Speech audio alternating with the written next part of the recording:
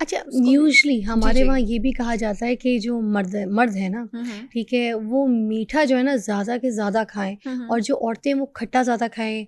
मर्द अगर खट्टा खाएगा तो नामर्द हो जाएगा, नहीं नहीं उसकी समझ मर्दानगी ख़राब हो जाएगी, ये तो बिल्कुल सिसी बन जाएगा। नहीं नहीं नहीं मर्दों को खट्टा मत दो, घरों में भी बोला जाता है, ये अचार खाएगा तो सिसी हो जाएगा। और औरत को कहा जाता है खट्टा खाओ, प्रेगनेंसी के दौरान तो और आपको पता है ज़्यादा अभी कहा मैं जाता है, बताती हूँ आपको। और मर्दों को कहा जाता है मीठा ज़्यादा खाओ। व्हाट इज़ द बिल्कुल भी नहीं, मर्द अगर मीठा खाएगा तो मर्द की मर्दानगी खत्म हो जाएगी मीठे से मीठे से, क्योंकि मीठा आपके पास क्या करता है फिजा, मीठा आपके पास इंसुलिन स्पाइक को ऊपर लेके जाता है। जब आपके पास इंसुलिन स्पाइक ऊपर जाएगी, मैंने अभी बताया आपके पास टेस्टोस्टेरोन नीचे जाएगा, आपने अपनी मर्दानगी खत्म करनी है तो आप मीठा खाना शुरू कर दें डेली बेसिस पे। आपका पेट भी निकलेगा, आपको इंसुलिन भी ऊपर जाएगा, फिर वो आप औरतों वाली ब्रेस्ट जो है वो लेके फिरेंगे। और खट्टा जो औरतें प्रेगनेंसी में खाती हैं, इसकी मैं आपको साइंटिफिक रीजन बताती हूँ। बहुत सारी औरतें ऐसी हैं जिनको बॉडी में इलेक्ट्रोलाइट्स की कमी महसूस होती है प्रेगनेंसी में, जैसे पोटेशियम की कमी महसूस होती है, मैग्नीशियम की कमी महसूस होती है, सोडियम की कमी महसूस होती है। अब माइंड उसको प्रोसेस नहीं कर पाता तो उनको क्रेविंग होती है खट्टे की। इसे कहती है कि मुझे गोलगप्पे खिला दो अपने हस्बैंड को, इसी कहती है मुझे अचार खिला दो। बॉडी इलेक्ट्रोलाइट मांग रही होती है। जैसे जिस बच्चे को कैल्शियम की कमी हो फिजा, वो क्या करता है, वो दीवारों का चूना चाटना शुरू कर देता है। ठीक है, किसी मैं को खाती थी एग्जैक्ट उस दीवारों बच्चे को का कैल्शियम चूना खाती थी, उस बच्चे को कैल्शियम की कमी होती मट्टी है, खाती थी। हाँ जी। इसीलिए जिन औरतों को प्रेगनेंसी में बहुत ज्यादा खट्टे की क्रेविंग होती है, इसका मतलब है आपको इलेक्ट्रोलाइट्स ठीक तरह नहीं मिल रहे हैं। तो बॉडी ने तो उसको किसी तरह परसीव कर रहा है ना, जैसे जो डिप्रेशन का पेशेंट होता है, ठीक है, वो स्ट्रेस ईटिंग क्यों करता है, वो वहां से प्लेजर और डोपामिन हार्मोन ढूंढ रहा होता अच्छा, है। आपने काफ़ी इसकी एक्सेसिव चीज़ों के बारे में बात की है, जिसमें ख़ास तौर पे क्योंकि सेक्स के हवाले से आप बात कर रही थी, तो ये जो मास्टरबेशन है, हाँ जी, इसके बारे में बताइएगा कि अगर एक्सेसिव इसको किया जाए, बहुत ज़्यादा इसको किया जाए, तो इससे टेस्टोस्टेरोन जो है वो कम हो जाता है मर्द का क्या? बिल्कुल कम हो जाएगा, क्योंकि एक्सेसिव मास्टरबेशन से जो आपका सीमन है, अल्टीमेटली जो वाइट डिस्चार्ज होता है वो कम होना शुरू हो जाता है। सीमन आपके पास बेसिकली क्या है, वो जो वाइट डिस्चार्ज होता है, ठीक है। सीमन आपके पास स्पर्म नहीं है, सीमन आपके पास वो फ्लूइड है जो कि स्पर्म को कैरी करता है आपके पास। अगर आप एक्सेसिव मास्टरबेशन करते हैं या एक्सेसिव सेक्सुअल एक्टिविटी करते हैं, ठीक है, और या विद मल्टीपल सेक्सुअल पार्टनर्स करते हैं, तो इसका मतलब है कि आपकी सेक्सुअल एक्टिविटी एक्सेसिव ही है, तो इसका आपका जो सीमन है वो कम होना शुरू हो जाता है वक्त से पहले। और अगर आपका सीमन कम है तो एक बहुत बड़ी निशानी है इस बात की, वो आदमी जिनका सीमन कम है, कि आपका टेस्टोस्टेरोन भी कम है। सबसे बड़ा तो ये नुकसान है आपके पास मास्टरबेशन का, बिल्कुल है। तो मर्द की डिज़ायर भी कम होगी सेक्सुअली। मर्द की डिज़ायर, इसलिए मैं साइकोलॉजिस्ट तो नहीं हूँ, लेकिन मैं इस बात पर कमेंट ज़रूर करूँगी कि जितनी फैंटेसीज आप पालेंगे, जितना ज़्यादा आप एक्सपोजर लेंगे इस चीज़ को, उतना ही ज़्यादा आपके लिए मुश्किल हो जाएगा सेटिस्फेक्शन अचीव करना with one partner. Common sense की बात है ना। इस फॉर एग्जांपल जैसे जो लोग पोर्नोग्राफी में हैं, अब पोर्नोग्राफी में वो जो चीज़ें देख रहे हैं, जो एक्टिविटीज़ देख रहे हैं, उनकी घर में बैठी बिरयानी बनाने वाली बीवी, मेहनत करने वाली बीवी, कामकाज करने वाली बीवी, तो उनकी वो सारी फैंटेसीज पूरी नहीं कर सकती है। अब जो इंसान इतना ज़्यादा पोर्नोग्राफी देखता है या मास्टरबेट करता है या ऑब्सीन पिक्चर्स, अच्छी बात है, अखलाकी मैसेज भी चला जाना चाहिए, ऑब्सीन पिक्चर्स को देखकर टर्न ऑन होता है, और उसके बाद ऑफ कोर्स उसका जो डिज़ायर है, जैसे होता है ना कि उसका थ्रेशोल्ड रीच ऊपर जाता है सेटिस्फाई होने का और एक्साइट होने का, तो ऑफ कोर्स उससे आपकी शादीशुदा जिंदगी भी डिस्टर्ब होगी, आपकी घरेलू जिंदगी भी डिस्टर्ब होगी, और अल्टीमेटली आपके यू विल बिकम लिमिटलेस, आपका लेवल ऑफ प्लेजर कभी अचीव ही नहीं होगा ultimately, so it is not healthy. अच्छा, एक हम वक्त के ऊपर बात करते हैं, ठीक है।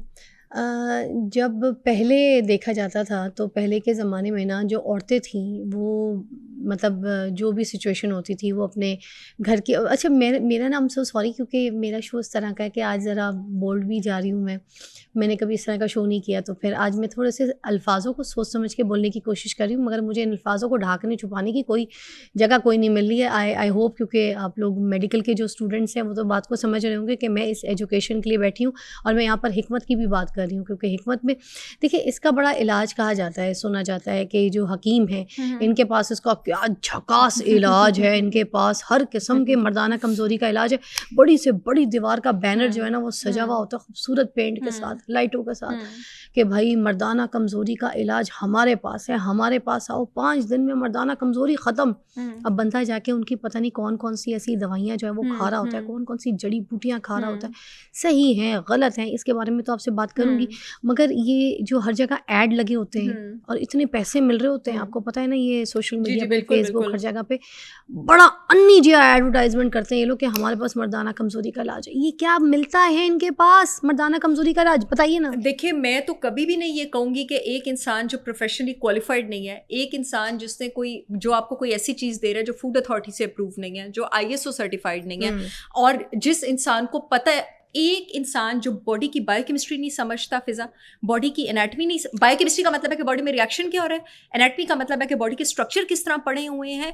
एक इंसान जो ये नहीं समझता वो आपको जड़ी बूटी और दवाई देने के काबिल नहीं मतलब है। ड्रग रेगुलेटरी आपकी अथॉरिटी ड्रग से कंफर्म ही नहीं है आपकी आईएसओ मेडिसिन। सर्टिफाइड फूड, जो आपकी हर्ब्स होती, जो सिंथेटिक सप्लीमेंट होता है ना फिजा, वो आपके पास एफडीए अप्रूव होना चाहिए। Perfect. जो हर्ब्स होती हैं ना, वो फूड अथॉरिटी और आईएसओ की कैटेगरी में आती हैं, वो ड्रग की कैटेगरी में नहीं Okay. आती हैं।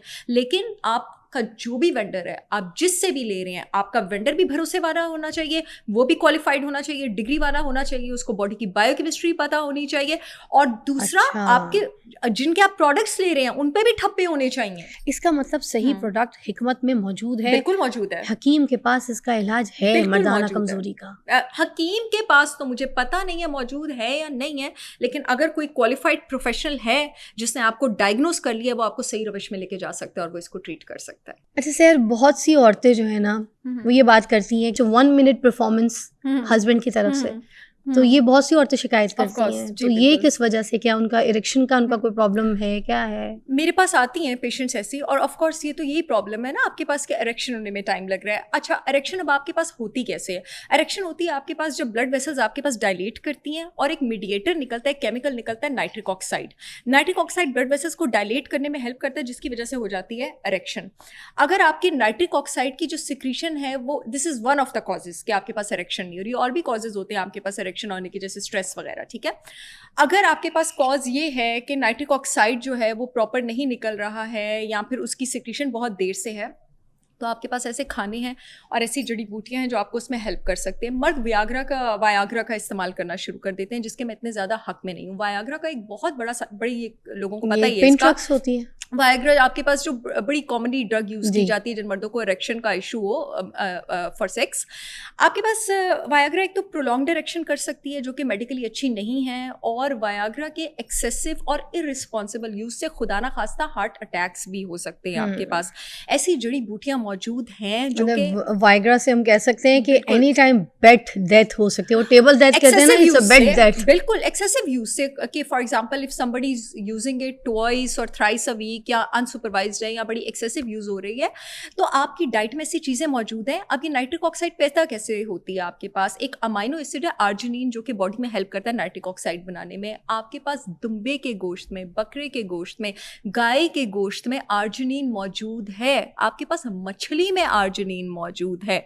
तो अगर आप अपनी डाइट में रेड मीट ज़्यादा इंक्लूड कर दें, अपने हस्बैंड की डाइट में आप रेड मीट इंक्लूड कर दें, तो आर्जिनिन उनको हेल्प कर सकता है। अलॉन्ग विद दैट आपके पास कुछ ऐसी जड़ी बूटियां हैं जो कि बॉडी में नाइट्रिक ऑक्साइड बनाने में हेल्प करती है, जैसे कि शिलाजीत, जो कि टेस्टोस्टेरोन को भी बूस्ट करने में हेल्प करती है, स्पर्म क्वालिटी को भी इंप्रूव करने में हेल्प करती है, इसे इनफर्टिलिटी के ट्रीटमेंट में भी यूज़ होती है।